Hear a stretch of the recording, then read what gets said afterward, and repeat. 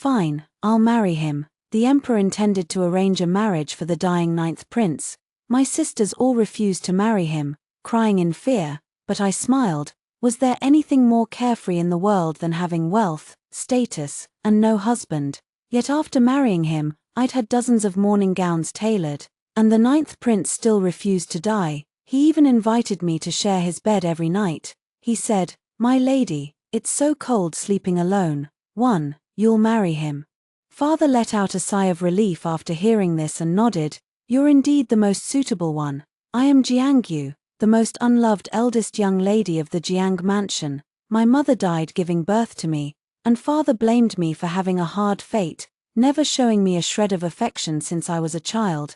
The emperor's marriage edict had come. The ninth prince was both unfavored and gravely ill. Father could not bear to send any of his daughters to suffer, except for me." I suddenly smiled.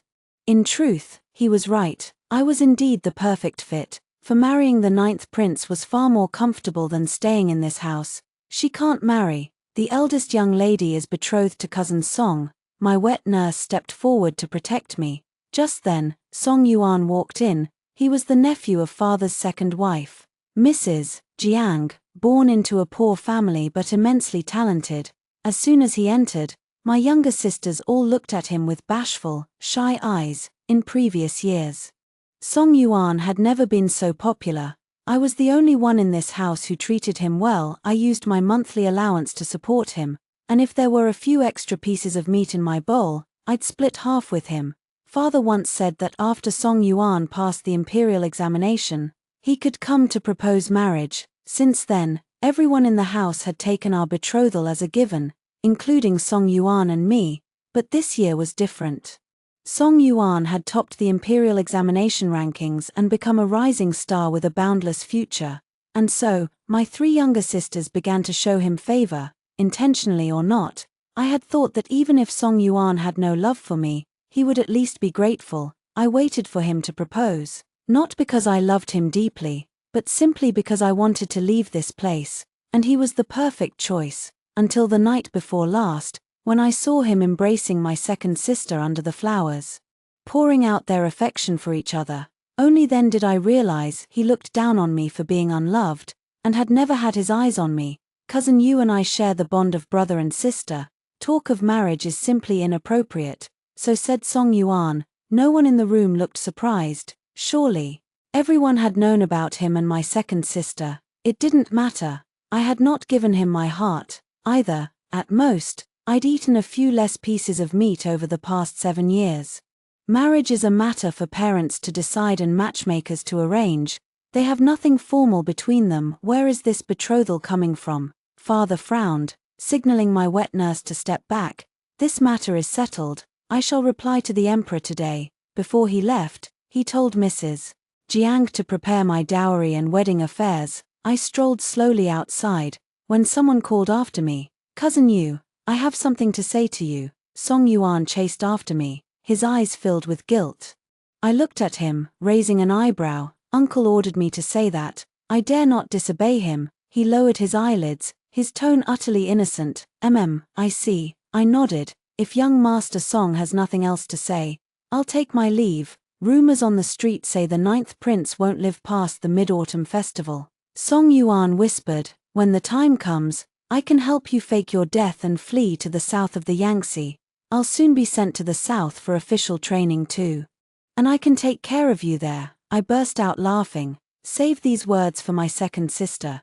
"You and I are neither kin nor friend. No need to worry about me." Song Yuan froze, staring at me in shock. He had not expected me to know. I waved a hand, not wanting to say more, but he chased after me, trying to explain. "Don't blame me. Though I like you, life together would be hard for us. Officials in the court cling together and form cliques. If I marry you, Uncle won't help me. But if I marry Cousin Wanna, Uncle will truly nurture and support me." I thought back to the first year he came to the Jiang mansion. He wore patched clothes, sat in the yard eating with the servants, thin and humble. I knew he had curried favor with my other sisters first. Before coming to me, I did not look down on him, and treated him with genuine respect. I thought he would feel at least a little grateful. But clearly, I had given him too much credit. Then I wish you a bright future. Soaring to great heights. 2. When the emperor heard I had volunteered to marry the 9th prince, he was overjoyed. Father received a reward and was delighted. He sent for me specially to give me a few words of admonition. I listened respectfully, then handed him the list of my mother's dowry from all those years ago, demanding he give it all back to me, and replace anything that had been spent or used up. Father flew into a rage, scolding me for being petty and short-sighted. But he did not dare to refuse me. After 17 years of waiting, I finally had what was rightfully mine. On my wedding day, Song Yuan stood at the gate, murmuring my name, Cousin Yu. His tone was filled with regret and loss. With my red wedding veil covering my face, I of course paid him no mind. As I entered the prince's mansion, the imperial edict arrived shortly after. The 9th prince, Zhao Huijin, had been granted his own mansion at the age of 7, now, at 20. The emperor finally conferred a royal title upon him. His title was Jin, meaning as precious as pearls and jade, enduring forever. It was a double celebration. The prince's mansion was decorated with lanterns and streamers, the sound of firecrackers shaking the heavens. Yet the bridal chamber was deathly silent. I lifted my own veil, and my eyes fell on Zhao Huijin, leaning against the head of the bed, watching me with a smile. He was very thin, making his facial features all the more distinct. His eyes were pure and clear, his black hair flowing like a waterfall, his bearing as elegant as jade. He was tall, and the bright red wedding robe he wore now added a touch of vivid splendor to his gentle temperament. I had to admit, in my 17 years of life, Zhao Huijin's looks were the most exquisite I had ever seen. I was very satisfied. Though his health was poor, this face was a feast for the eyes. He smiled softly at me. His voice warm and kind. Was the journey smooth? His voice was beautiful too, like light jade beads rolling on a plate, like the low pluck of a chain string, able to calm one's heart in an instant. I removed my own phoenix crown and sat down on the stool beside the bed. It was all smooth sailing.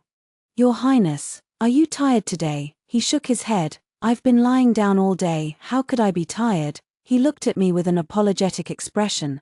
I'm sorry you've been wronged because of my poor health. I was not wronged, but I had not expected him to say such considerate words. You are too kind, Your Highness. I have married above my station. How could I feel wronged? Jiang, he paused, then said, my courtesy name is Huijin. How should I address you? Jiangyu. I have no courtesy name. Your Highness may call me whatever you wish. He nodded slightly, falling silent for a moment. Jiangyu, you may move about the mansion freely. If you need anything, you may come to me at any time, or go to Eunuch Wang. I nodded. He went on, his tone as gentle as a trickling stream. Naturally, you are the mistress of this house. Do not be constrained by etiquette. If you wish, you may make all the small and great decisions here yourself. As he finished speaking, he coughed twice, his cheeks flushing slightly. I poured a cup of warm tea and handed it to him. He stared at me for a moment in surprise, then whispered a quiet thank you. He drank the tea with refined manners. When he lowered his eyes, his long eyelashes cast a faint shadow, making him look like fragile white porcelain. Elegant as jade, pure as an orchid, divine as a god. This was what it meant. Jiangyu, he paused, then spoke again. My days may be numbered, but you need not worry. Before I die, I will make sure you are well settled, ensuring you live a worry-free life for the rest of your days. I was overjoyed. In the Jiang mansion, I had not even been allowed to move about freely, let alone make my own decisions. He had said I was the mistress here. I did not take it entirely to heart, but I somehow believed in his sincerity. So far, this marriage had made me extremely satisfied. I thought for a moment, then asked him, is there anything I can do for you, Your Highness? He was such a modest and gentle man, I could not take his kindness for granted. Doing what I could for him was only right. A simple exchange of favor for favor, manage the household affairs, handle the daily trivialities, or perhaps, bear you a child or two. I asked earnestly. He stared at me in shock, his face flushing bright red in an instant. 3, he said no. I looked at him in confusion, wondering which offer he had refused. Cough, cough. He covered his mouth with his fist. His face and earlobes tinged with a faint red. He whispered, My days are too few. Having a child would only condemn them to a life of hardship." He paused, gradually calming down, then lifted his eyes to look at me steadily. "Jiangyu, I do not wish to be a burden to you either." I wanted to tell him that I was already prepared to be a widow, and would never remarry, so for the rest of my life, I would be happy to have a child by my side, but clearly, he was unwilling. He probably felt guilty. And added, "Then, would you take charge of the household affairs of the mansion? It will be a little tiring, though." I smiled and shook my head. "It is enough that your highness trusts me." He said a soft good, then immediately summoned the steward, arranging for me to take over all household matters in 3 days' time. We had talked for a long time, and he could no longer hold on. Falling into a deep sleep, I returned to my own separate room. And only then did I realize Zhao Huijin had never intended to consummate our marriage from the very beginning. His illness is truly serious. I found a piece of white cloth at the bottom of a chest and began cutting it to make clothes, passing the time. My wet nurse guessed that Zhao Huijin might be unable to consummate the marriage because of his poor health. No need to speculate, whether he cannot or will not does not matter, but my wet nurse urged me to try again, telling me I must bear him a child or two, no matter what. I yawned. I had thought I would lie awake all night, but as I lay down, wrapped in the soft mattress and the fragrant brocade quilt, I fell asleep at once. I slept until dawn, warm and comfortable, neither too hot nor too cold.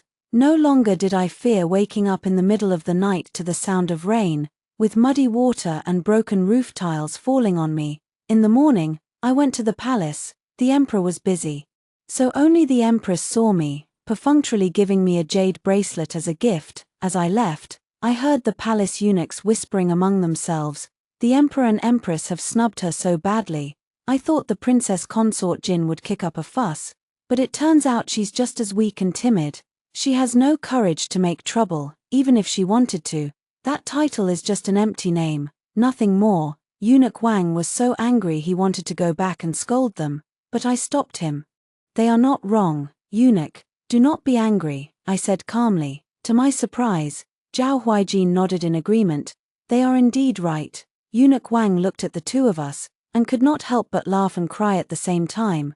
Zhao Huijin and I exchanged a glance, and suddenly burst out laughing together. Making trouble was easy enough, but one had to know what benefits one could gain from it. Otherwise, what was the point of wasting the effort? Striking hard is a must. But striking accurately is even more important. Zhao Huijin looked at me, surprise swimming in his eyes. The trip back to my maternal home the next day was even more casual.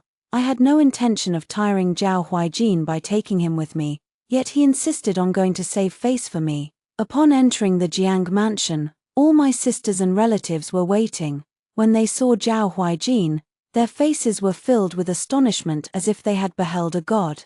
Watching them drop to their knees in a row to pay their respects, my mood grew even more pleasant. "Thank you for your hard work, Your Highness." I helped him into the carriage. His body stiffened for a moment, then relaxed again. It is what I ought to do, no need to be polite with me. I still had to thank him, after all. No matter how hard I tried on my own, I could never make my father kneel to me. In this regard, Zhao Huijin had an innate advantage. Managing the household affairs of the prince's mansion involved more matters than I had imagined. Putting aside the external social interactions for the time being, even the internal accounts of each department would keep me busy for a while. These accounts look clear at a glance, but once you start sorting them out, they turn into a complete mess. After reading the account books, I said to Eunuch Wang, "Are there any off-limits areas? If not, shall I take action?" Eunuch Wang stared at me in surprise, presumably curious about how I intended to act. He said there were no off-limits areas and told me to make my own decisions, so I did not hold back. The next day, I took the account books and met with each steward one by one. I've looked closely at the outer courtyard's procurement expenses. They increase by 10 taels every month. How do you manage that? Such petty tricks only worked because there was no woman in charge of the mansion, allowing them to brazenly exploit the loopholes. The steward denied it and spouted nonsense. "You don't handle these matters, so you wouldn't understand. Prices for goods outside go up every month." "Is that so?" I tossed the price list I had obtained in front of him. I buy a catty of meat for 40 wen, yet you pay 50 when a catty for 40 catties. How exactly did the price go up? Tell me, and I'll stand up for you. That day, the prince's mansion was bustling, with the crack of wooden paddles striking flesh echoing one after another. During dinner, I told Zhao Huijin about the matter, and he actually laughed. Did it work? He asked. Of course it did. I leaned a little closer to him and whispered. I didn't take a one-size-fits-all approach. The punishment was determined by the amount of money embezzled and the culprit's attitude. Zhao Huijin nodded in approval. Rewarding merit and punishing wrongdoing clearly, with consistent rules. This way, they can't resent you, and they'll learn your rules. They'll act in accordance with them from now on. Very well done. Thank you for your approval, Your Highness. I clinked my cup against his. He smiled softly. You've worked hard. It's only right, I smiled back. Half a month later, I had complete control over the household affairs of the mansion. In the 8th lunar month, Zhao Huijin personally handed over the external affairs to me as well. His shops, farmlands, tea plantations, and orchards, though scattered and not overly extensive, there were quite a few of them. His Highness trusts you, but you shouldn't overwork yourself. There's no need to be so meticulous about everything. My wet nurse felt sorry for me. When working for someone else, how can you be lazy? I tapped the abacus, not lifting my head. It's like the manager and chef of a restaurant. They take the boss's salary, so they must do their jobs well. I lived here and had the life I wanted. I ought to repay him with all my ability. My wet nurse nudged me and hastily called out toward the door. Your Highness. I went to the door and held his arm. Why are you up? Do you have something for me to do? He stared at me deeply and quietly for a moment, then his expression softened, and he said in a low voice, the 10th prince's son is having his full-month feast, and has invited us. But it's nothing important. I can go alone. I can go with you. I wouldn't feel at ease leaving you by yourself. I asked him to sit down. Do we need to prepare a gift? He was holding the account books I had kept and looked up at me in surprise. What? Do we need to prepare a gift? I asked again. He nodded and said politely, then I'll trouble you with it. For Prince Rui was 1 year younger than Zhao Huijin. Yet he had been granted a royal title when he received his own mansion at the age of 11. The Prince Rui's mansion was resplendent and magnificent. In comparison, our Prince Jin's mansion was like a humble household. The newborn baby was adorable. I glanced at him a few times and chatted with the other ladies, when I suddenly heard laughter from the pavilion over there. Several princes were joking around. I caught snippets of their conversation. They were teasing Zhao Huijin. Zhao Huijin did not take offense, responding calmly all the while, his face impassive. I walked toward the pavilion and just as I arrived, I heard Prince Rui talking about some medicine. This medicine works wonders. It'll keep you going 7 times a night. No problem. The other princes burst into raucous laughter. Zhao Huijin had looked indifferent, but when he saw me walk in, his expression darkened. He said to Prince Rui, don't talk nonsense. But Prince Rui refused to let it go. What kind of medicine is it? I asked, feigning curiosity, afraid I would be embarrassed. Zhao Huijin held my hand and shook his head, telling me not to ask. Prince Rui, however, persisted. He had been used to teasing his sickly, unfavored 9th brother since childhood. It's a secret medicine that lets you go 7 times a night and guarantees a son, he said with a playful grin. I looked suddenly enlightened and linked my arm through Zhao Huijin's. Your Highness, we must get this medicine. I wouldn't believe anyone else, but the 10th prince has 3 sons already. His word carries weight. After I spoke, I gently squeezed Zhao Huijin's hand. His fingers were slender and long, yet ice-cold. I subconsciously warmed them with my own. Zhao Huijin's eyes, crinkled with a faint smile, fell softly on our clasped hands. The pavilion fell silent all at once. Prince Rui's face turned bright red with embarrassment. I'm not sick. I don't need this medicine. Out of the corner of my eye, I glanced at the crown prince, then replied to Prince Rui with a naive look. I see. Then the 10th prince is truly impressive. With 3 sons by his side, he must be full of confidence. I had said this for the crown prince's ears.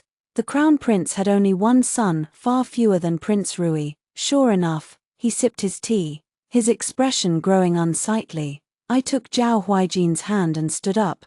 The wind is picking up. Let's go home, Your Highness.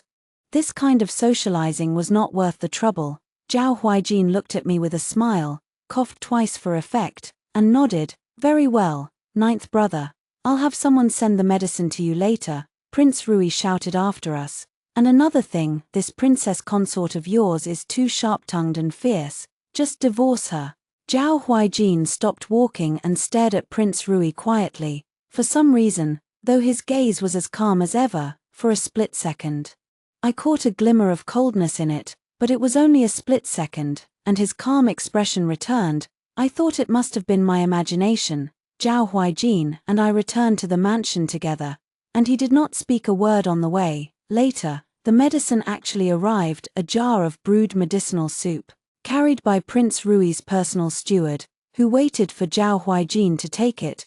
By the time I returned to our room, Zhao Huijin had already drunk it. I had intended to scold Prince Rui's steward, but the next moment, Zhao Huijin began coughing up blood. It's poisoned, Eunuch Wang shouted, and immediately ordered the steward to be detained. 5. Poisoning a prince was a grave matter, so I did not hold back. After making a scene in the palace, I went to the Crown Prince's mansion. Your Highness, Prince Jin is gentle by nature. The teasing in the past was all harmless fun, but this time it's poisoning, a matter of life and death. If you refuse to intervene, then am I also entitled to send someone to kill Prince Rui? The Crown Prince stared at me in shock. I intended to force the Crown Prince to take a stand. It was unfair that the four of them stood united as brothers, yet excluded Zhao Huijin entirely. If they were going to make things difficult for him, then everyone would suffer. When I returned to the mansion, the imperial physician had already left. He said the poison was not strong enough to be fatal on its own, but Zhao Huijin's frail body made his condition extremely critical. Zhao Huijin lay on the bed, his face as pale as paper, devoid of any color. I said in a deep voice, "If you go, I will avenge you." As I spoke, I suddenly felt his fingers twitch. I called his name several times, but he gave no response. Your Highness may not make it through this, my wet nurse cried non-stop. Young lady, your fate is too bitter. I did not share her sentiment. After all, I had long been prepared to be a widow. Man proposes, heaven disposes.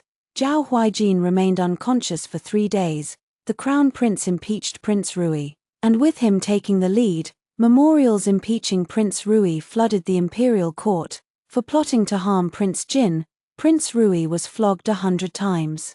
Demoted from a 1-character prince to a 2-character prince, and exiled to his fief in the northwest.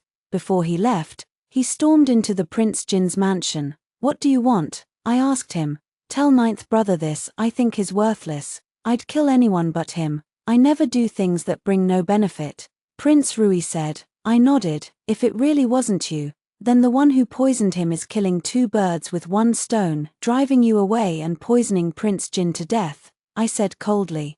Prince Rui's eyes bulged with rage. I know who it is. I will not let him get away with this. He left in a furious rage. It would have been perfect if this had all been a ruse by Zhao Huijin. Without lifting a finger himself, he would have gotten rid of Prince Rui and even made another prince an enemy in the process. Unfortunately, Zhao Huijin was too pure. Sometimes I wondered how the imperial family could raise such a clean and innocent prince. I ordered the morning hall to be prepared. The imperial physician said Zhao Huijin could pass away at any moment. I could not sleep that night, so I sat by his bed to keep him company. These past few days, the weather had turned a little hot again, so I had changed into light white clothing. After staying up for 2 days, Zhao Huijin was still alive, but I could no longer hold on. When I woke up the next morning, I found myself lying beside him, yet I had no recollection of how I had gotten into the bed. That night, I had a dream. In the dream, Zhao Huijin died. I settled his funeral affairs, moved out of the prince's mansion, and lived in a clean, quiet small courtyard, sunbathing and reading books. That sense of freedom, ease, and comfort made me wake up laughing from the dream. As I opened my eyes, I met Zhao Huijin's smiling gaze head-on. He was resting his head on his arm, and there was no sign of avoidance or anger at me for sleeping beside him. Instead, he smiled and asked, What dream were you having, my lady? That made you laugh so happily?" I froze for a moment, coughed awkwardly with a guilty conscience, and said, "I dreamed that your highness woke up, so I was happy. I never thought you'd really wake up. This is such a great joy." But he raised his eyebrows, his gaze falling on the morning gown I had just made. Draped over the back of a chair, I had nothing to do, so I made it at random. I pointed to the morning gown and explained, "It hasn't been dyed yet. I'll have it dyed peach pink tomorrow." Zhao Huijin suddenly laughed out loud. "You look beautiful in anything, my lady," he said. I made an excuse to fetch the physician, flusteredly got out of bed and left, and immediately ordered the morning items to be put away. When I returned to the room to wash up, it suddenly dawned on me he had not called me Jiang Yu, but my lady. Why did he call me that? Your Highness has escaped this disaster by a hair's breadth. He is blessed with boundless good fortune. My wet nurse was the happiest, because I would not have to be a widow after all. I looked at the more than a dozen morning gowns with a troubled expression. 6. It seemed Zhao Huijin had pulled through this ordeal. Even the imperial physician exclaimed in surprise that he was blessed by heaven, daring not to take any credit for himself. I could only silently tuck the morning gowns back at the bottom of the chest. Zhao Huijin was going to the palace to express his gratitude. He had looked quite well yesterday, but this morning, his complexion was pale again. "Can you walk?" I asked him. "I can hold on, though. I may have to trouble you to support me on the way, my lady," he said with a face full of apology. "It's fine, it's what I ought to do." I helped him onto the carriage and draped a blanket over him. The carriage jolted, and he swayed unsteadily. "If you don't mind, you can lean on my shoulder," I said with concern. "May I?" he asked. I nodded. He slowly rested his head on my right shoulder, and I looped my left arm around him to support him. "Are you tired, my lady?" he asked. I shook my head. "Not tired, it's only right." He let out a soft hum. Upon entering the palace, the emperor saw him and even personally called for the imperial physician to inquire about his condition. Prince Rui's mother came in with a fierce air, but when she saw Zhao Huijin clinging to his last breath, her anger deflated at once. Zhao Huijin was utterly innocent. This time, the emperor bestowed many rewards upon him. We met the crown prince on our way out of the palace. "I've troubled your highness with my affairs," Zhao Huijin said. "I don't blame the 10th prince either. He's been used to acting recklessly since he was a child." The crown prince waved his hand. "You're far too kind. That's why you've spoiled him into being lawless." Zhao Huijin smiled awkwardly. The crown prince looked at him, an expression of exasperation at his lack of resolve on his face, and shook his head as he left. I held Zhao Huijin's hand, half supporting him, and glanced back at the crown prince. The emperor had 16 sons, but only 5 survived to adulthood. The crown prince was the legitimate eldest son.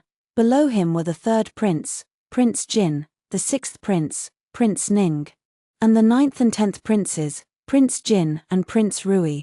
Prince Rui suspected that it was Prince Ning who had poisoned Zhao Huijin.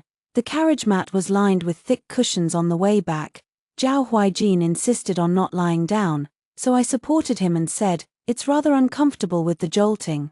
You can rest your head on my lap too." "May I?" he asked. "It's fine, it's what I ought to do," I said. He was clearly truly exhausted and did not stand on ceremony.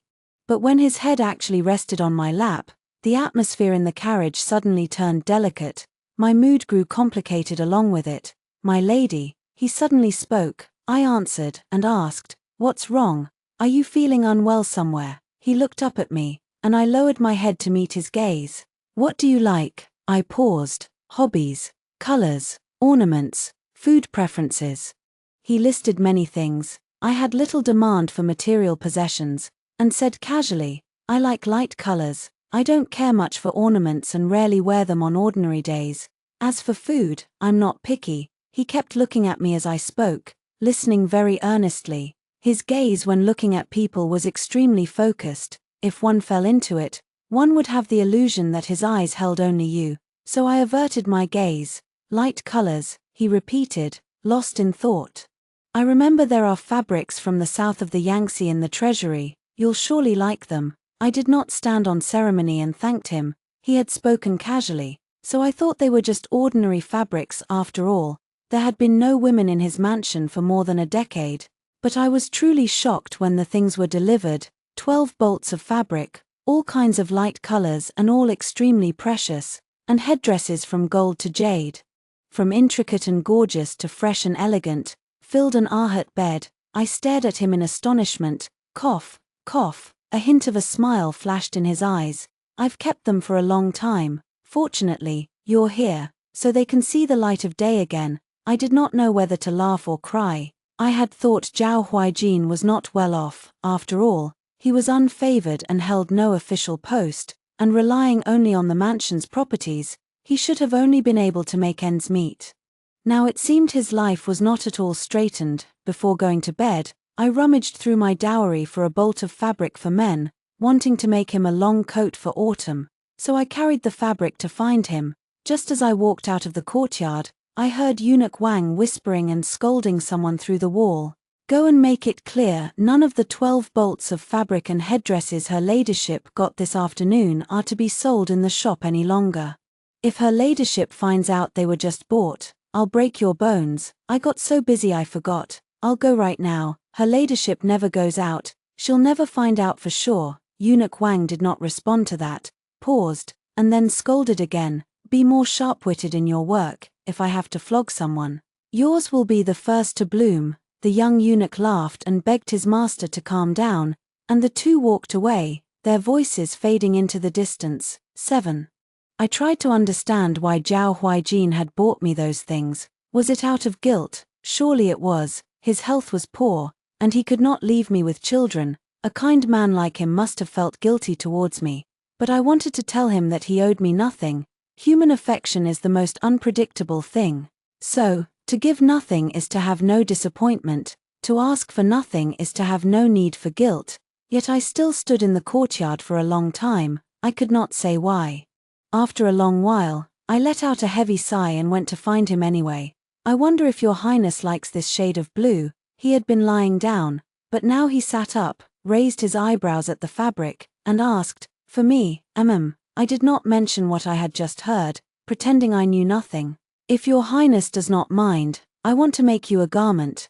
Will you make it yourself? He asked. I nodded. My sewing skills were quite good in previous years. My wet nurse and I would take on work at a clothing shop to earn some silver to supplement our needs. I don't mind at all. He got out of bed and stood in front of me, his cheeks slightly flushed. Do you need to take my measurements? I froze for a moment. In truth, there was no need to take them myself. I could just ask the mansion's embroideress for them. Then wait a moment, I'll go back to get the soft ruler. He smiled.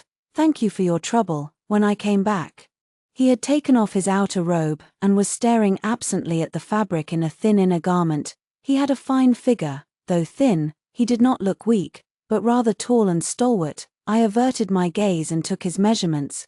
What are you thinking about, your highness? I paused and asked. Has autumn arrived? His tone was a little melancholy. I stood on tiptoe to measure his shoulders and replied casually. Yes, the Mid-Autumn Festival hasn't arrived yet.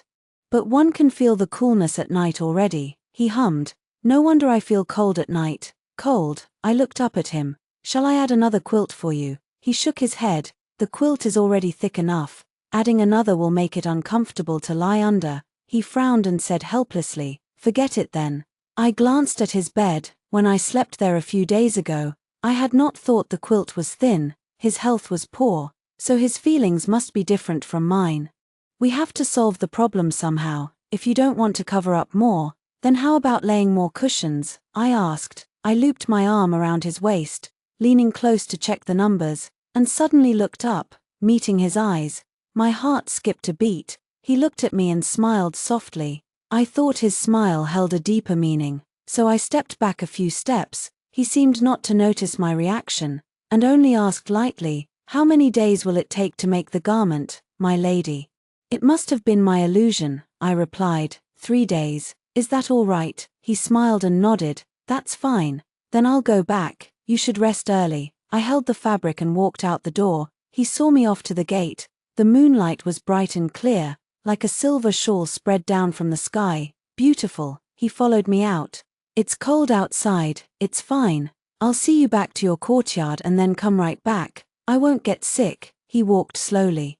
The short path of a dozen steps took us 3 times as long as usual. When I reached my courtyard, I worried about him going back alone, so I had to see him off again. On my way back, I suddenly laughed. I thought this back and forth seeing each other off was rather childish, and I had only just realized it, belatedly. When the garment was finished, Zhao Huijin put it on at once. "It's a little hot today.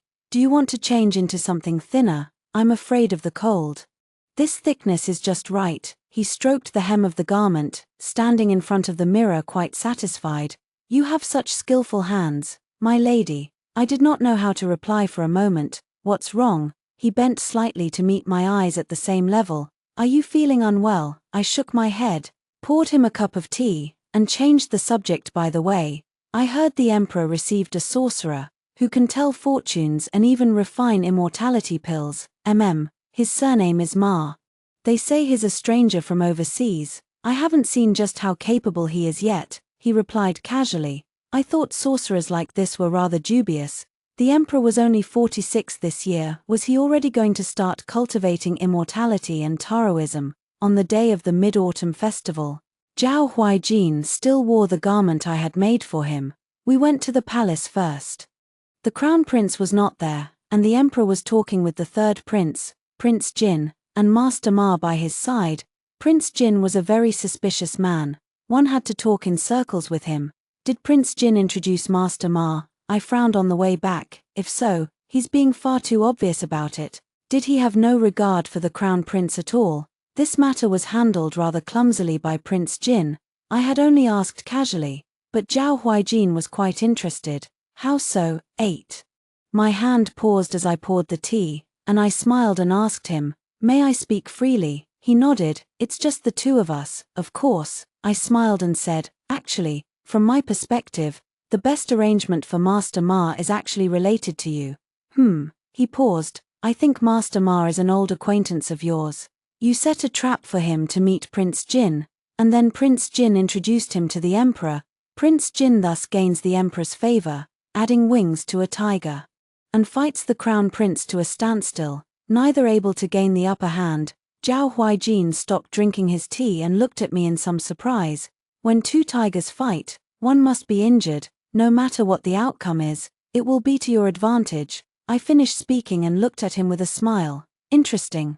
He stared at me deeply. "This advantage is indeed no small matter." I nodded. "Though, I know you have no energy for such things, nor any interest in court affairs.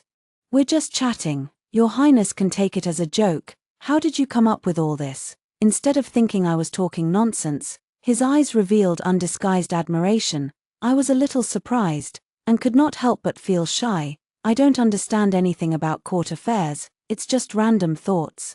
Zhao Huijin chuckled and shook his head. "You have quite the insight." I was stunned, and a strange feeling welled up in my heart, indescribable at first, but gradually growing clear. Prince Jin revels in the fight for the crown, of course. Now that things have come to this, even if he wanted to back down, his maternal clan and court forces would never let him. Zhao Huijin sipped his tea, his eyebrows and eyes slightly lowered, his tone faint and unfathomable. "You mean even if he was blatant about introducing Master Ma to the emperor, he is not afraid?" I pondered the meaning of his words. Prince Jin had enough power. He was not the least bit afraid of being found out. Zhao Huijin nodded slightly, his face soft with approval. "My lady is astute." I shook my head and laughed. "Your Highness keeps praising me. It makes me feel guilty." He smiled gently, then suddenly leaned close to me and whispered, "If I were to contend for the crown, would you be afraid, my lady?" I froze, my heart skipping a beat. For a moment, I thought his words were true. But then I thought we had been together almost every moment these past few months, never apart. When would he have had the time to plot for the crown? I let out a breath of relief and smiled. What is there to fear? Do it if you wish. To win is to stand above 10,000 men. To lose is but death. Zhao Huijin stared at me intently, then suddenly raised his hand and stroked my head, his voice soft. "My lady is truly a heroine among women." I was astonished, then laughed with him. After months of living together, Zhao Huijin and I got along in perfect harmony. We talked of everything, family trivialities, farmlands, and shops, the undercurrents of the court. I often thought, if only his health were good, living like this with him, though not as quiet and carefree as being a widow, would still be wonderful. In the court, things with Master Ma did not unfold exactly as I had imagined, but the direction of events was just as I predicted. The emperor has let General Qin take over military power in Morbei. Is he not Prince Jin's uncle? A few days later, during dinner, Eunuch Wang spoke of court affairs. He is, Eunuch Wang said indignantly. The emperor now spends all day with Master Ma studying the art of immortality cultivation. He dotes on Master Ma and Prince Jin to no end. I raised an eyebrow and looked at Zhao Huijin. Zhao Huijin ladled soup for me and smiled. Speak your mind, my lady, no need to hold back. Your Highness, if our household is to stay out of this entirely, we must remain strictly neutral, lest the victor settle scores with us in the future. I smiled. Our household. He raised an eyebrow, a tide of laughter rising in his eyes and crinkling their corners. I was confused. What was he so happy about? Very well, I'll listen to my lady. He smiled. That day, Zhao Huijin and I were playing chess in the mansion when the Crown Prince arrived uninvited. 9. The Crown Prince looked at our chessboard, his voice tinged with envy. Only you, ninth brother, have such leisure, spending an hour on a single game of chess. My princess consort's chess skills are on par with mine. This game has been a fierce stalemate for 2 hours already. Zhao Huijin acted as if he did not understand the Crown Prince's implication, asking innocently, "Does your Highness have a clever move to get me out of this predicament?" The Crown Prince waved his hand and smiled bitterly. "I have no such idle pleasures as you. Come with me. I have something to ask you." The Crown Prince signaled for Zhao Huijin to follow him to another place to talk. "But look, this chess game." Zhao Huijin looked troubled, reluctant to leave. "Why not speak here? My princess consort is no outsider." The Crown Prince frowned tightly, glanced at me, and seeing I had no intention of leaving, he had to sit down and get straight to the point. "I see your health has been getting better lately, so, it's all thanks to my princess consort's care." Zhao Huijin cut him off mid-sentence, praising me without a second thought. I of course took the hint and smiled. "Your Highness flatters me. I have only done my duty." The Crown Prince's frown deepened. "It has been snowing in Morbei for 10 consecutive days. A snow disaster is imminent. Ninth brother, this is a great matter. I do not trust anyone else. You must go there." Zhao Huijin pointed to the move I had just made.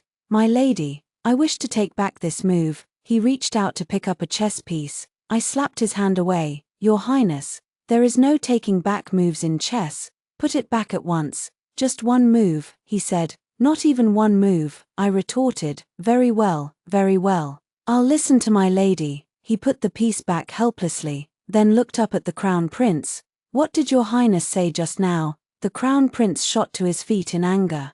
"Look at you. In the past, when your health was poor, of course you had to rest. But now that you are better, you still have no ambition whatsoever. Everyone says you married a good princess consort, that she has made you well again. But in my eyes, this princess consort of yours ought to be divorced. Ninth brother, beauty is a disaster that leads one astray."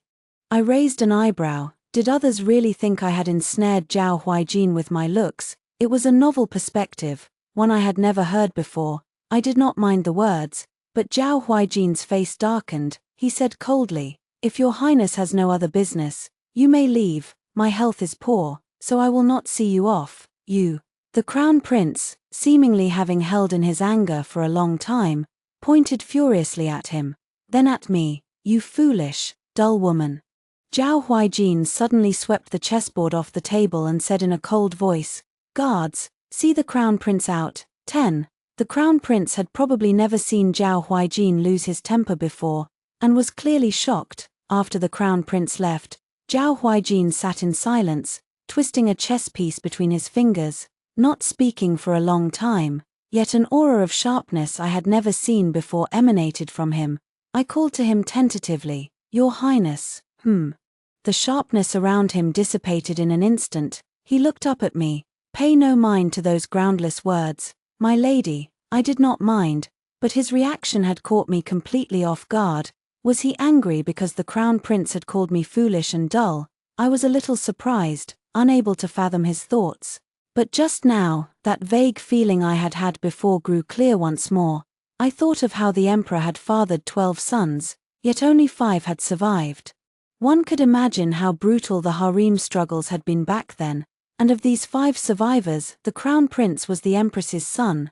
The mothers and maternal clans of the other 3 princes all wielded immense power in the harem and court. Only Zhao Huijin, he had no mother to aid him, no maternal clan to support him, surrounded by wolves in the harem, danger lurking everywhere. Zhao Huijin's survival to this day was truly remarkable. I slowly picked up the chess pieces.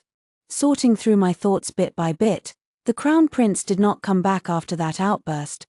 But Prince Jin paid a visit, and their meeting was just as unpleasant, with Prince Jin storming off in a rage. As the 2 tigers fought, Prince Jin, who had never meddled in court affairs, had unexpectedly become the focus of their fight for support. It seemed this struggle would soon have a winner and a loser. Another 7 or 8 days passed, and Zhao Huijin suddenly asked me, "Father is going on the winter hunt in Nanshan in a few days. Would you like to go and watch?" At his words, I looked up at him, studying his expression, then nodded. "It must be quite interesting." "Then I'll go and watch." "Very well," he said. But on the eve of our departure, Zhao Huijin's illness took a turn for the worse. He coughed for several nights, and his medicine dosage was increased. Eunuch Wang insisted that I be the one to deliver his bedtime medicine. I still had a lot of work to do, and hesitated. Could my wet nurse deliver it instead? It was just delivering medicine. It should not matter, right? That will not do. The old lady is advanced in years, her hands and feet are unsteady. What a pity it would be if she spilled it. Eunuch Wang said to me in all seriousness. Every ingredient in this medicine is extremely precious. It is only fitting for your ladyship to deliver it. I could not believe his words. If my wet nurse was not suitable, I had young maids in my courtyard. Was it really only me who could deliver the medicine? Besides, have you forgotten the poisoning incident in the medicine last time? Eunuch Wang said. Enough, I'll deliver it. I sighed, thinking to myself that he had been lingering here pestering me for so long. He was clearly free. If he had gone to deliver it himself, he could have made it to the imperial palace and back by now, let alone just the study. I knocked on the door. Zhao Huijin was sitting at his desk carving a seal. When he saw me, he smiled. "Why are you here?" I had no wish to come, but I could not stand Eunuch Wang's scare tactics. "Your medicine is here, Your Highness. Will you drink it while it's hot?" he hummed in response, not lifting his head. "My hands are dirty. Just set it aside for now." I frowned. "The dust from your carving is flying all over this desk. It will get into the medicine and dirty it." He looked at me in a dilemma. I asked hesitantly, "Shall you go wash your hands then?" He shook his head. "This seal cannot touch moisture until it is finished." Why could a stone not touch moisture? I did not understand, and did not dare to speak recklessly. "Then, shall I feed you?" Surely he would not really make me feed him. Would he? "Then, I'll trouble you." He turned to face me, his eyes brimming with anticipation. I froze, utterly astonished in my heart. I could not help but feel that Zhao Huijin was slowly changing, becoming somewhat strange. I brought a spoonful of medicine to his lips, and he drank it obediently, smiling at me. "Is the medicine sweet?" I asked. He was smiling so happily. "It is sweet." His eyes crinkled slightly at the corners, clearly overjoyed. I did not understand. How could drinking medicine make someone so happy? "Drink your medicine and rest early, Your Highness," he replied reluctantly, pointing to the seal with his mouth still full of medicine. "Does my lady like this chicken bloodstone?" I glanced at it, feeling nothing in particular, but played along. "I do like it." He brightened up even more. When I put down the bowl and prepared to leave, he patted the chair beside him. "Sit here, my lady. Hand me things when I need them. I'm too busy to spare a hand." I still had a mountain of work to finish. All the things he needed were right by his hand. How could he be too busy to spare a hand? "Oh." I sat down beside him, lost in a daze. Everything Zhao Huijin did was done with effortless grace, a feast for the eyes. He was still the gentle, upright gentleman he had always been. But this gentleman sure had a lot to say. Since when had this started? I had never noticed it before, only feeling it deeply today. 11. The winter hunt was an annual event, but it was Zhao Huijin's first time attending. The Nanshan hunting ground was not far. After a day's journey, we arrived in the evening. The temporary palace was not large, and when we arrived, I was faced with a dilemma. The courtyard assigned to us was tiny, with only one proper bedroom. I would sleep on the daybed. That night, the temporary palace was bustling with activity. We accompanied the emperor for dinner and watched song and dance performances. Returning to our courtyard near the hour of the pig, Zhao Huijin huddled under the quilt and sneezed twice in quick succession. "Are you cold, Your Highness?" I sat up and looked at him. "Aren't you cold, my lady?" He frowned, clearly freezing. I wanted to say I was not, but knowing Zhao Huijin as I did, I knew he had more to say. "Sure enough," he said, "if you don't mind, my lady, we can pile our two quilts together. It might be warmer that way." Cough cough. "I'm afraid a night in the cold will make my illness worse tomorrow." I rubbed my brows instinctively and carried my quilt over. Zhao Huijin was getting stranger and stranger. We lay side by side, the person next to me warm against my skin. The night was thick and impenetrable, filled only with the soft, shallow sound of his breathing close at hand. I turned over, my back to him. "Do you feel warmer, my lady?" he asked gently. I had never felt cold at all, I countered. "What about you, Your Highness?" "Much warmer," he whispered. "Thank goodness you're here." I rubbed my brows again. "Your Highness," I could not hold back, turning to look at him. "Do you wish for me to bear you an heir now?" We had been married for 5 months, and my original intention had not changed. If he agreed, I was willing to have a child for him. He stared at me intently, his gaze soft and slow, tracing every inch of my face. After a long while, he coughed twice. "If I can hold on until next summer, will you discuss this matter with me then?" Next summer. That was still 7 months away. I nodded and agreed, but if he did not want me to bear him an heir, why was he acting so strange? "Sleep." He patted my back. I froze, only to realize his hand had slipped out from under the quilt at some point, curving around me to pull me into his arms. "It's warmer like this," he said flatly, closing his eyes. "Sleep, my lady. We have to get up early tomorrow." I frowned and closed my eyes to sleep. When I woke up in the morning, I was still in his arms. By the time I finished washing, he was already awake, looking at me and smiling. "When did you wake up, my lady? Did you sleep well?" "I slept fine. What about you, Your Highness? Were you unaccustomed?" I asked. "Not at all. I slept very deeply," he said. I looked at his slightly dark under eyes and raised an eyebrow.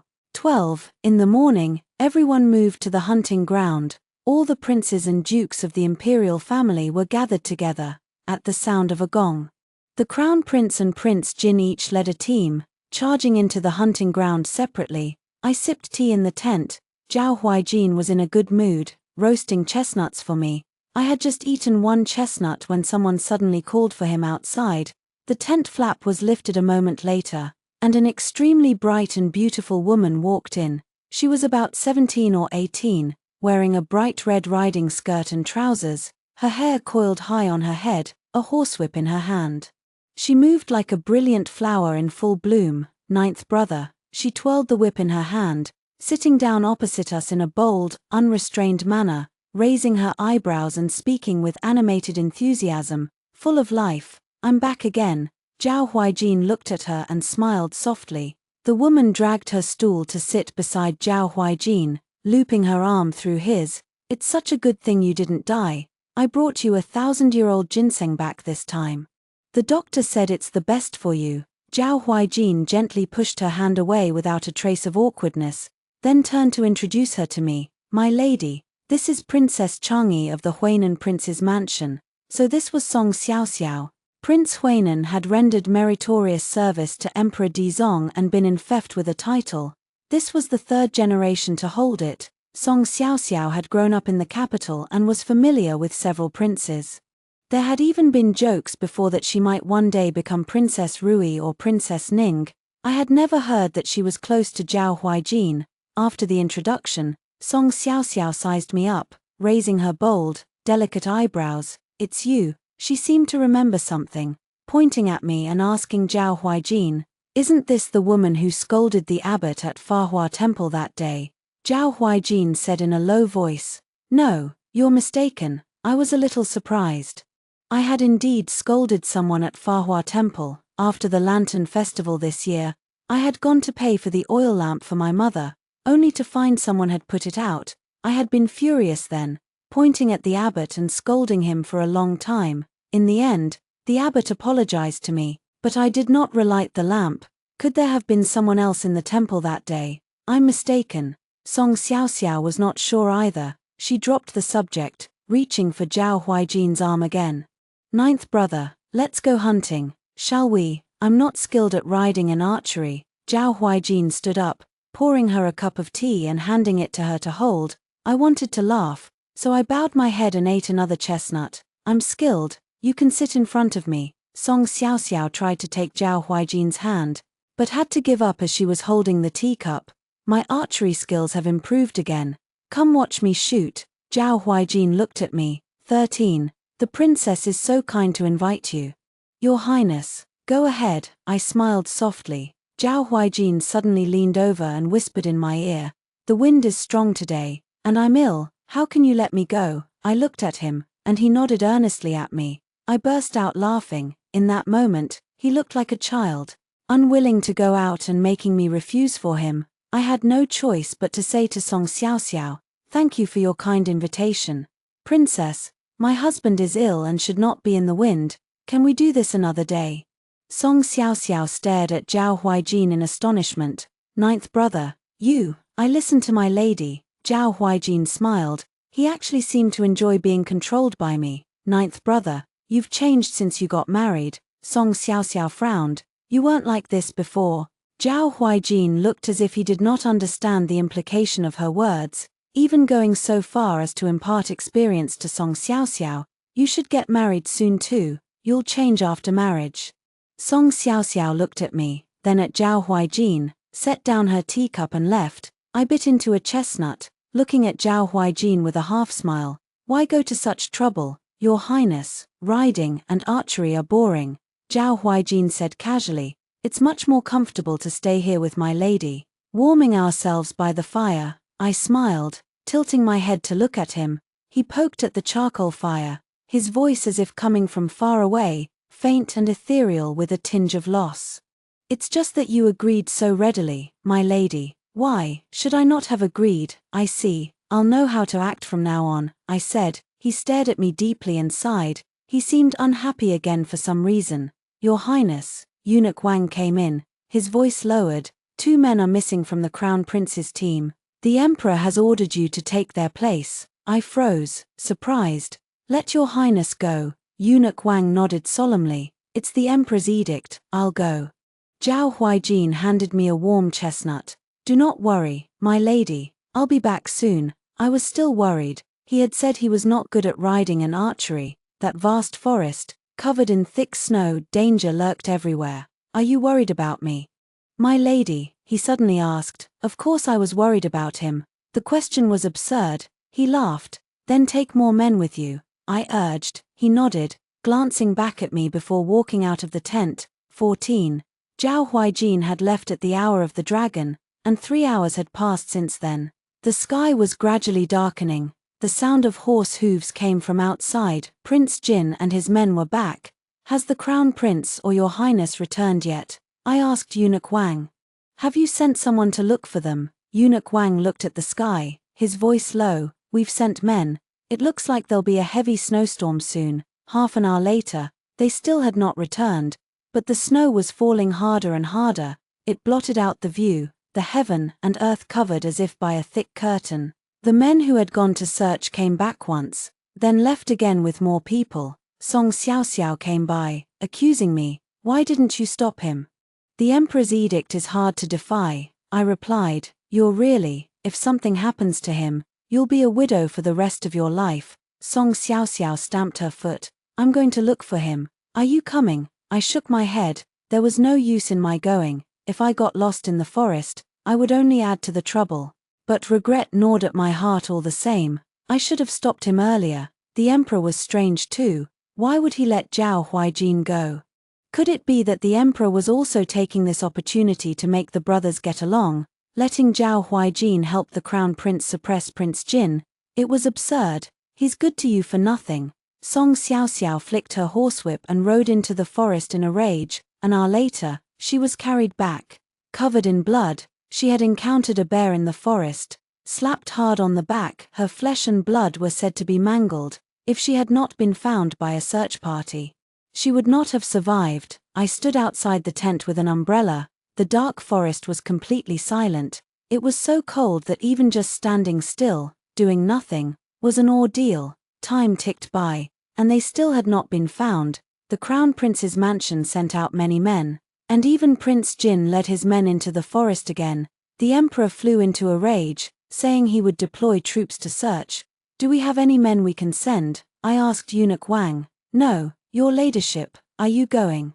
Eunuch Wang asked. Forget it, I frowned. I'll just wait here. Eunuch Wang nodded, disappointed. That night, I huddled by the stove. In the second half of the night, I had a dream. In the dream, I found Zhao Huijin in the snow, his body covered in blood, smiling and apologizing to me. The scene shifted, and I was a widow again, still sitting in that quiet courtyard, but this time, there was no sun, only endless falling snow.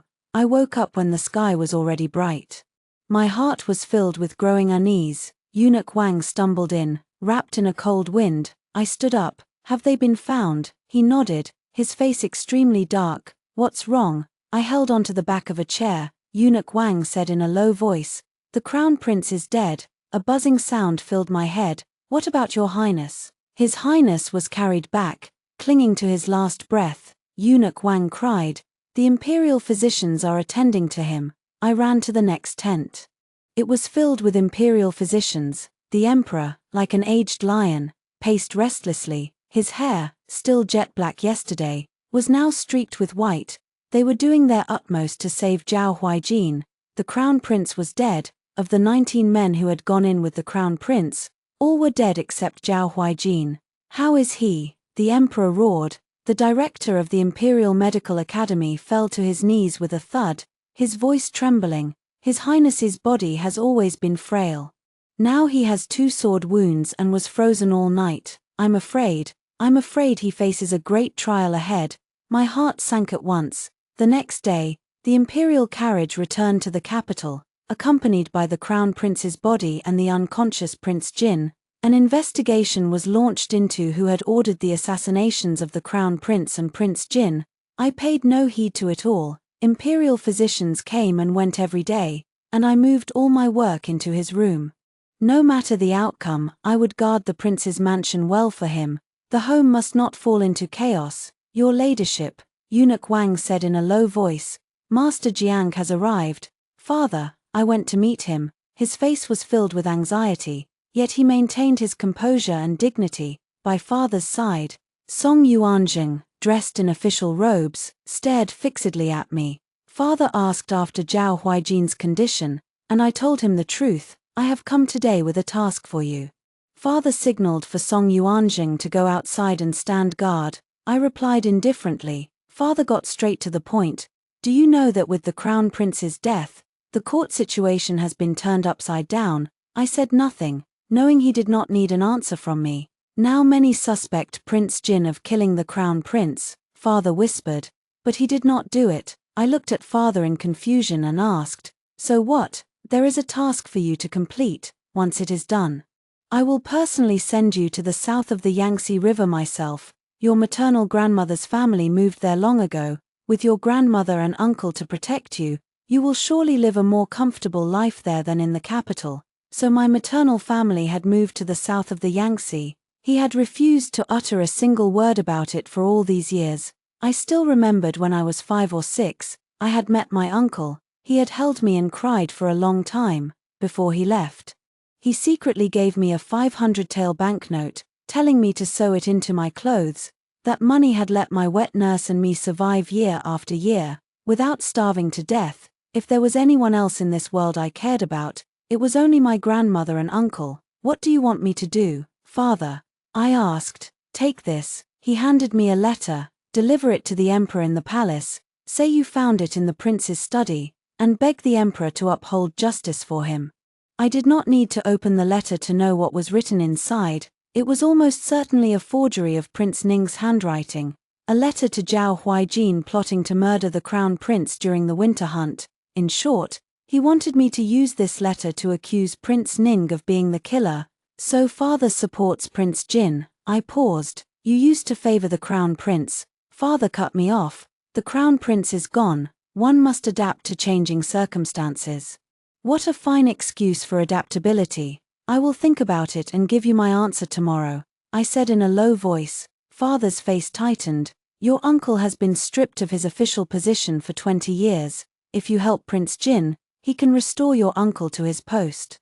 But if you are stubborn, no one will be able to help you. Father wore a solemn, earnest expression. 15. Father left, and Song Yuanjing stepped back a few paces. He sighed and whispered, Cousin Yu, listen to your uncle-in-law. He will not harm you. Once you reach the south of the Yangtze, you will have me. I raised my hand to cut him off and showed him the door. He hurried to say, the prince's life hangs in the balance these days. You must plan ahead and prepare for the worst. A wise bird chooses its tree to roost in. You are a smart person, you understand. Yes, Song Yuanjing knew I had long wanted to find my uncle. I waved my hand, motioning for him to leave. I knew what I was facing. If Zhao Huijin did not pull through, the crown prince's death would become an unsolved case. No matter how much the crown prince's faction made trouble, without clear evidence, the emperor would not bear to kill another son. The final outcome would surely be a struggle between Prince Jin and Prince Ning. Prince Ning might have ability, but he would never be able to defeat Prince Jin, and if I refused to help Prince Jin, once Zhao Huijin was gone, he would surely settle scores with me. If I presented this letter and helped Prince Jin bring down Prince Ning, I could live the life I had dreamed of. I returned to the room. Zhao Huijin was still unconscious. I took out the mourning gowns again and continued sewing the sleeve I had left unfinished last time. Eunuch Wang stood by, glancing at me from time to time. The night passed in silence. The next day, the emperor summoned me to the palace. The empress had grown thin, her former grace gone. Her eyes burned as she looked at me and asked, Some say you have a letter in your possession. Everyone in the room stared at me. The emperor, the empress, Prince Jin, Prince Ning, and many foreign ministers I did not know. I knew that as long as I took out this letter, Prince Ning would die. As for Zhao Huijin, he was going to die anyway. Whether he was guilty as an accomplice or innocently implicated, it would make no difference to him. I looked at these people with their varied expressions and said coldly, What letter? I have no letter. As soon as I spoke, I saw Prince Ning's leg give way, and he nearly fell to his knees. Prince Jin's eyes bulged with rage. Barely contained, the emperor frowned, and the empress's expression was extremely intriguing as she stared at me deeply. When I returned to the mansion, Eunuch Wang greeted me, his face brimming with undisguised joy. Your ladyship is back. Are you hungry? Cold? I am neither hungry nor cold. Close the mansion gates. From now on, no one except the imperial physicians is allowed to enter. I said, Yes, yes. Eunuch Wang replied repeatedly. I looked at the comatose Zhao Huijin and sighed deeply. Since when had I stopped looking forward to life as a widow? When the dream I had clung to for more than 10 years was within reach, I did not feel the slightest stir of desire. That night, I rested leaning on the daybed, when I suddenly felt someone watching me. I jolted awake and met Zhao Huijin's familiar eyes. My lady. He lifted a corner of the quilt and patted it. I'm cold. Sleep with me. At the sound of his voice, my nose stung with acidity. I hurried to sit up and trim the lamp wick, dispelling the sadness in the process. Your Highness, should we send for the imperial physician? I asked with a smile. He pressed his lips together and smiled, whispering, With my lady here, I need no one else. He was the patient, so his word was final. I climbed into his quilt. He lay on his side and looked at me, his eyebrows and eyes filled with unbridled joy. Is your Highness happy to have escaped death by a hair's breadth? I asked. No, he said softly. I am happy that when I woke up, there was a lamp by the bed and you in the room. I was lost for words. You have worked hard these days. He raised his hand and tucked the quilt around me. his gaze falling on the morning gowns I had finished and folded. It was not hard, not having to wear these gowns makes it all worthwhile. I thought these gowns really could be dyed now. After all, Zhao Huijin was blessed with great fortune and longevity. He only looked at me, smiling gently. His eyes as soft as the moonlight outside the window. I actually had many questions to ask him, such as what really happened that night during the hunt, what I needed to watch out for when going to the palace tomorrow, but for some reason, I fell asleep. Perhaps his gaze was too gentle, or perhaps the quilt was too warm.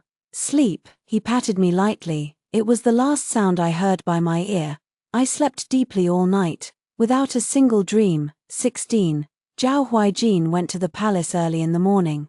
And this time he did not ask me to accompany him. I did not know what he said, but the case of the crown prince's murder became an unsolved mystery. What surprised me even more was that the empress actually hugged Zhao Huijin and cried. After all, for the past 20 years, the empress had never shown the slightest affection to Zhao Huijin. After lunch, Zhao Huijin returned in a sedan chair, bringing back many rewards and precious medicinal herbs. Once the door was closed, I asked him, "Now that the empress has lost the crown prince, does she intend to groom you as her heir?" If he really wanted to contend for the crown, aligning with the empress's faction would certainly mean a greater chance of success, but it would leave endless troubles for the future. Most importantly, I did not think this was the best time. Prince Jin and Prince Ning should be allowed to fight it out first. Moreover, there was still Prince Rui, lying in wait far away in his fief. Zhao Huijin set down his teacup and turned to look at me. "That is her wish, nothing to do with me. My health is poor. I only want to stay at home and accompany my lady more," he said with sincere eyes. I pointed to the gowns I had dyed that morning. "Does your highness like these colors?" I had dyed all the morning gowns in a variety of hues, and they were hanging in the courtyard to dry, bright, colorful, and full of life. Zhao Huijin's expression gradually turned to astonishment, then burst into loud laughter. "They are beautiful, it just means my lady wasted a lot of effort on them. Thank you, your highness, for bestowing these beautiful gowns upon me," I said with a straight face, struggling to hold back my laughter. Zhao Huijin laughed even more heartily. In the afternoon, father came to see me, but I refused to meet him. The next day, a letter arrived from the family saying that Lady Jiang was ill and asking me to come back. The prince is also ill. I cannot leave his side. I took 2 jin of sweet Osmanthus cake I had bought on the street and gave it to the steward. "Please give my regards to Lady Jiang for me." The steward's face changed several colors in an instant, and he left dejectedly. Zhao Huijin took my hand and warmed it in his. "Why will you not go back, my lady?" "It is not worth it," I said indifferently. Zhao Huijin was stunned, and asked in my ear, "Does that mean I am worth it?" I shot him a glance. He would not let me bear him an heir, yet he had gradually become warm and considerate towards me. I could not quite understand his intentions. Could it be that his health was really that bad? But I decided I would not ask the question of having an heir a third time. "Does my lady want to go to the south of the Yangtze during dinner?" Zhao Huijin suddenly brought up the question. I stared at him in astonishment. "I know your maternal grandmother's family is there," Zhao Huijin said solemnly. "If you want to go, I will accompany you." I did not ask how he knew I wanted to find my uncle. I only gripped my chopsticks and asked him earnestly, "Is your highness joking?" I would never joke about matters concerning my lady. I pressed my lips together and nodded. "I want to go." He ruffled my hair and said softly, "Very well. Then we will go to the south of the Yangtze, and let this ugly wife meet her in-laws." I rolled my eyes at him. In the 3rd lunar month, Prince Ning and Prince Jin fought fiercely in the court, locked in a stalemate. With the support of the Empress's faction, Prince Ning pushed Prince Jin to the brink several times. While they were mired in bitter strife, Zhao Huijin and I traveled leisurely to the south of the Yangtze. Spring in the south of the Yangtze was exquisitely beautiful.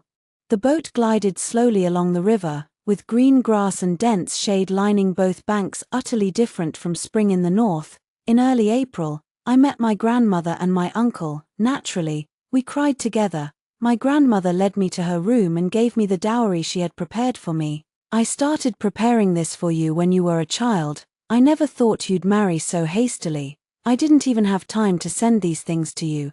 I can see the prince treats you extremely well. Live your own life well with him, and don't worry about us." I choked up and agreed. My uncle and several cousins all held Zhao Huijin in high esteem.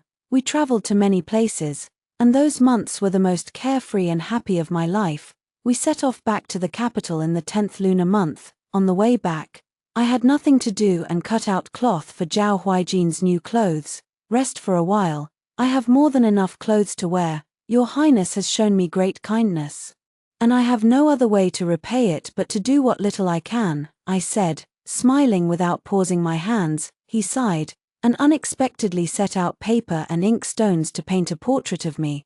"I too have no way to repay my lady's great kindness, so I shall paint a portrait for you." But the painting he made was of us boating together, leaning against each other as we looked at the scenery, our backs ethereal and light, brimming with tender love. Days slipped by in such quiet leisure, so fast that it took me by surprise. Winter had arrived before I knew it, and snow began to fall outside. We received news as we neared the capital. "Prince Ning has been seriously injured. His life hangs in the balance," Eunuch Wang said. "Word on the street is that Prince Rui sent men to attack him." I leaned on the window in high spirits, watching snowflakes fall on the water's surface. At his words, I paused, picked up a pebble by the window, and tossed it into the river. Ripples spread gently across the calm water. 17. Prince Jin's era of sole dominance had officially begun. Song Yuanjing married my second sister, and instead of being posted to the south of the Yangtze, he remained in the capital as a fourth-rank official. Given his age and seniority, this was undoubtedly a brilliant career move. My father was promoted to Grand Secretary and granted the title of Crown Prince's tutor. Before I knew it, rumors spread through the capital that Zhao Huijin was incapable of fathering children. That was why, after a year and a half of marriage, we had no heirs. The rumors grew more and more intense, yet the Prince Jin mansion remained perfectly calm. Hearing I had returned, my second sister came to the mansion in person to see me. She brought 2 jin of sweet Osmanthus cake, toured the mansion with a faint smile on her lips. "So even the prince's mansion is this shabby?" My second sister peeked into the inner chamber and exclaimed in surprise, "This dressing table is broken. Why do you still use it?" I kept a straight face. "I'm used to it. Are you going to give me a new one?" My second sister's face stiffened. She took a sip of tea and changed the subject. "This fabric of yours is from last year too. Didn't you go to the south of the Yangtze? Why didn't you buy a boatload and ship it back?" I was too busy being lovey-dovey with the prince to think about such worldly possessions. I set down my teacup and showed her the door, not glancing at her again. My second sister giggled, patting her abdomen. "Oh, I forgot to tell you, sister, I'm 3 months pregnant. You need to try harder too." With those words, my second sister swaggered off, surrounded by her maids and matrons, brimming with pride. The new year drew near in the blink of an eye, and Zhao Huijin suddenly grew busy. Leaving early in the morning and returning late at night, I did not ask what he was busy with, for I was busy too. On New Year's Eve, a family feast was held in the palace. At the table, Prince Jin was in high spirits, but the emperor had aged a great deal, his eyes dull and listless with sickness. I heard the emperor had devoted himself utterly to cultivating immortality this year, indulging in elixirs day and night. After the feast, Zhao Huijin and I walked back to the mansion. As soon as we arrived, a group of imperial guards suddenly came from behind, shoving us and shouting, "By the emperor's order, the Prince Jin mansion is placed under imperial guard control for the time being. No one may enter or leave without a palace edict." I looked at Zhao Huijin. We had just shared a warm father-son meal moments ago. How had we ended up under house arrest in the blink of an eye? "Your Highness, has something happened to the emperor?" I thought the emperor had no reason to do this. The only one who could was Prince Jin, so something must have happened to the emperor after we left the palace. "It's fine. Don't be afraid." Zhao Huijin held my hand and smiled. "Whoever it is, we just need to obey." I frowned and said nothing. It was destined to be a bloody night. I could not sleep, but Zhao Huijin slept soundly. Before dawn, I sent for someone to inquire. "The emperor fainted last night." Only the empress and Prince Jin were with him, Eunuch Wang whispered. We still don't know if he's alive or dead. Dawn is breaking, we'll find out soon enough. Snow began to fall from the sky. New Year's Day, a day that should have been filled with family reunion and joy across the land, was shrouded in deathly silence this year. Listen, I pointed to the sky and stood up. The death knell, the emperor has passed away. What I cared more about was who had won. I'm going to take a look, Zhao Huijin instructed me. Stay in the mansion, don't see anyone who comes, and don't go out either. My heart skipped a beat, and I agreed solemnly. 18. I waited in the mansion for a whole day and night. That night, a fire broke out in the palace, the flames shooting up to the sky. I called for Eunuch Wang. Is the prince alone in the palace? Does anyone have his back? Eunuch Wang shook his head. Gather the household servants. We're going to the palace. I took a dagger from the drawer and tucked it into my sleeve. Eunuch Wang's eyes glowed bright red as he scurried after me. Your ladyship, do you really intend to go to the palace? It's extremely dangerous inside. Death is nothing. If I fear it, I'm no longer human. I lifted my foot and stepped outside. Truth be told, I was scared. Reason told me my going would be useless. But I went anyway. I had to see for myself, even if we were to die. We had to see each other one last time. Your ladyship, your ladyship. Eunuch Wang's steps were light and quick. If you're really going, this servant will go with you. I stopped and looked at him, confused by his elation. Eunuch Wang froze, awkwardly wiping the smile from his face, slowly hardening his features and saying in a deep voice, "The palace is dangerous. This servant will accompany you." Leaving the mansion was smoother than I had thought, looking from the street toward the palace.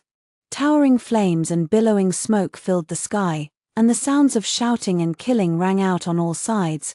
My heart rose to my throat. At the palace gate, I ran into my father and Song Yuanjing. My father shot me a cold glance. Song Yuanjing blocked my way. "Don't go in, it's dangerous inside. Besides, you and Prince Jin have bad blood, he'll likely kill you in the chaos.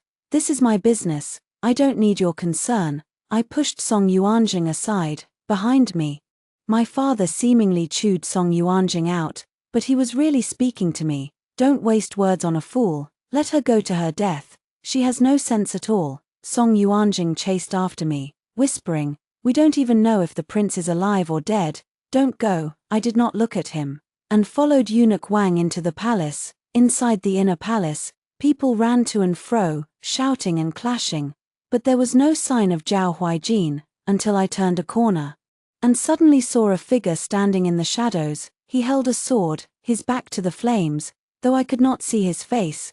The blood dripping from his sword blade was crystal clear.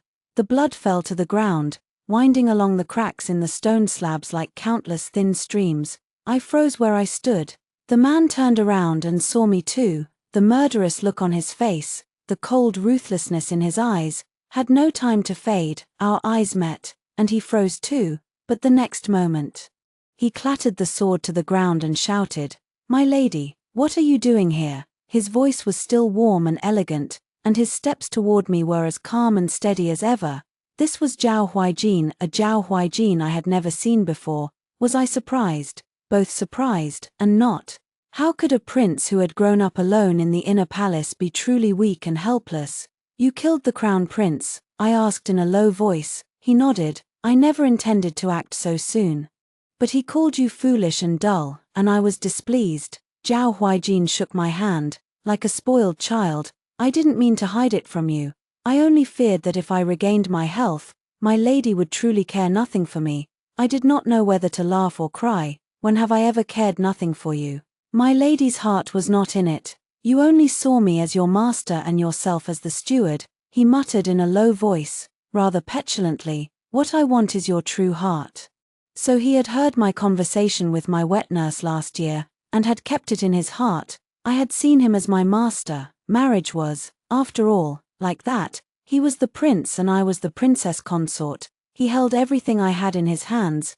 The only thing I could control was my own state of mind. Only by knowing my place could I live in peace. But people's hearts always change, mine too. "We'll talk later. Hurry and finish your great matter." He bent down and hugged me, nuzzling my ear. "My great matter, in truth, is you. Very well, I want to be empress. Hurry and pave the way for me." He stared at me intently, then held me in his arms again, his voice soft. Thank you. 19. Zhao Huijin reeled in the net he had been weaving for 7 years. I was astonished, and could not help but admire his strategic prowess. Looking through ancient books, there was not a single emperor who had killed his brother to seize the crown, yet was sincerely praised by all civil and military officials, who knelt and begged him to take the imperial seal and ascend the throne. Even the remaining faction of the late crown prince was still desperately wiping out Prince Jin's remaining forces. Unaware that all of this was Zhao Huijin's plan, he had set his sights on the throne a long time ago, moving forward with unwavering resolve, step by step. On the 16th day of the first lunar month, Zhao Huijin ascended the throne. Proclaiming the reign title Xunkang, on the 18th day of the first lunar month, he named me empress. As the courtiers paid homage, I stood at the foot of the high stone steps, looking down at all the officials. My father, his hair white, huddled his back, kneeling in trepidation. Song Yuanjing looked up at me for a moment, his face filled with fear, then hastily bowed his head. Zhao Huijin was swamped with work, and I was not idle either. The Jiang mansion sent 7 or 8 memorials begging for an audience in the palace. On this day, I finally had a moment of leisure and agreed to see them. Lady Jiang led my younger sisters into the palace, crying and laughing as they congratulated me. Your Majesty was born to be empress. A fortune-teller said so when you were a child. Your nobility is unparalleled. Lady Jiang smiled, whether it was genuine or feigned. Her kneeling at this moment was utterly real, unfortunately. I have no heirs yet, I smiled, looking at my second sister's still flat abdomen. Is Lady Song's pregnancy progressing smoothly? My second sister stared at me in terror, falling to her knees with a thud and replying, by the Empress Dowager's blessing, the pregnancy is progressing steadily. I was delighted. For more than a decade, I had groveled and begged them for a living. For the rest of their lives, they would live in trepidation. Your Majesty is a blessed person. You shall surely be blessed with many heirs and endless good fortune. I thought of Zhao Huijin's health. One could never tell. We had been married for a year and a half, and had not yet consummated our marriage. He would hold me every night, complaining of the cold, but never utter a word of this matter. Yet now, even if his health was truly failing, I did not care. My life was already full of joy. How could one ask for perfection in everything, for all one's wishes to come true? That night, Eunuch Wang asked me to come to Linyuan Pavilion. On the way, I asked him what the matter was, and Eunuch Wang was elated once more. His Majesty says he has something to discuss with you. I arrived, but Zhao Huijin was not there. A pair of dragon and phoenix wedding candles flickered in the room, casting a strange, misty atmosphere over everything. Your Highness, I called out, hearing the sound of water from the inner chamber. I walked around the screen. Zhao Huijin was just coming out of his bath, draped in a robe, his wet hair falling down his back. He turned to look at me, his cheeks flushed pink, an alluring spring glow on his face. I froze, raising an eyebrow. Why is no one attending you? I asked. I do not wish to see anyone else. He walked over, resting his head on my shoulder and murmuring softly. I see too many people every day. At night, I only want to be with you. I coughed lightly. Then let me dry your hair, and we will rest early. He hummed softly, letting me dry his hair. I asked if he was cold, and he looked up at me, nodding. I'm cold. Hold me, my lady. With that, he wrapped his arms around my waist, lifting me to sit on his lap and holding me close. Truly much warmer now. I did not know whether to laugh or cry, pushing him gently. When other men marry, it is for this and that, but you married me just to keep warm. He looked up at me and smiled. In the flickering candlelight, his eyes were soft, his smile tender and charming. My lady is far more than a warmth for my body. He took my hand, placing it on his chest. This place too is warm and bright because of you. I lowered my eyes to look at him, and he looked back at me. Though, what do other men marry for? He asked with a smile. It is hard to say. I shall ask someone else, I said.